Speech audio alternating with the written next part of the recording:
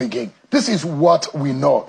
The man that was declared winner is the APC candidate and the governor of Imo State. He got a re-election and he won that election as declared by INEC. But this is what we do know. 29.4% was a voter turnout. But what did you find out at the Athena Center when you dug into the result and you found out what exactly really happened in that election? So go to the next slide. So these are the key data from INEC and also from the Freedom of Information request.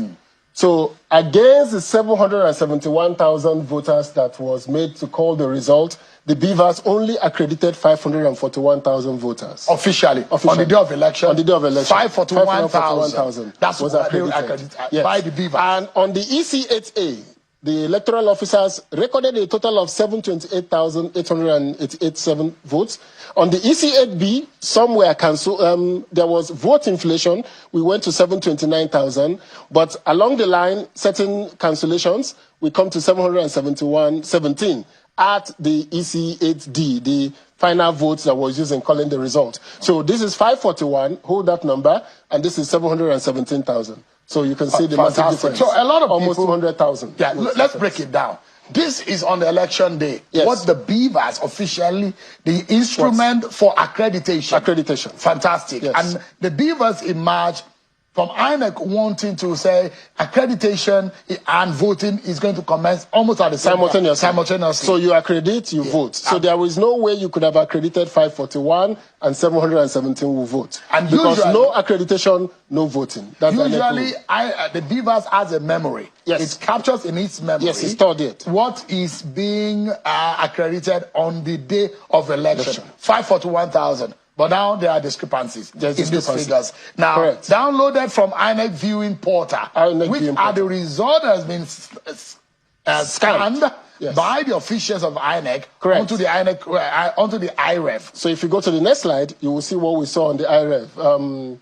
If we see what we saw on the IREF, sorry, okay. So here we are. No, go back, then go back. So let's continue from there.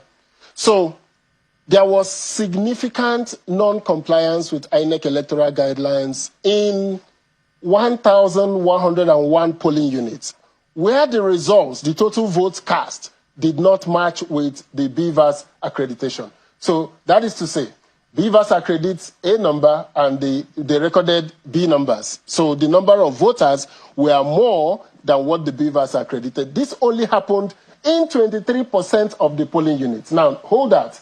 In 77% of the polling units, the results were consistent.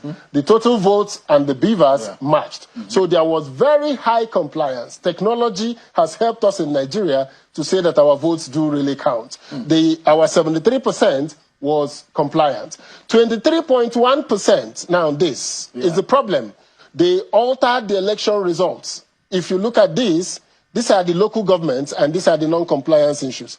The highest non-compliance happened in about 10 polling units, in about 10 local governments. So you see Oru East, Uguta, Okigwe, Olo, Oru West, Ikeduru, Wangele, Oso, and Unkwere. Interestingly, all these local governments are in the senatorial zone of the governor. Of the winner of the election, the APC candidate. The APC candidate, interestingly.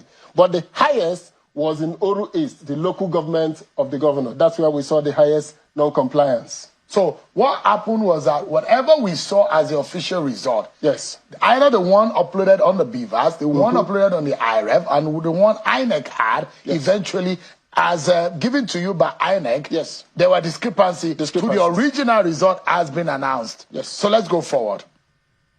Now, there was overvoting in 807 polling units. In 875 polling which units. Makes 18.3%. And it accounted for 345,000 votes, 47,560 votes.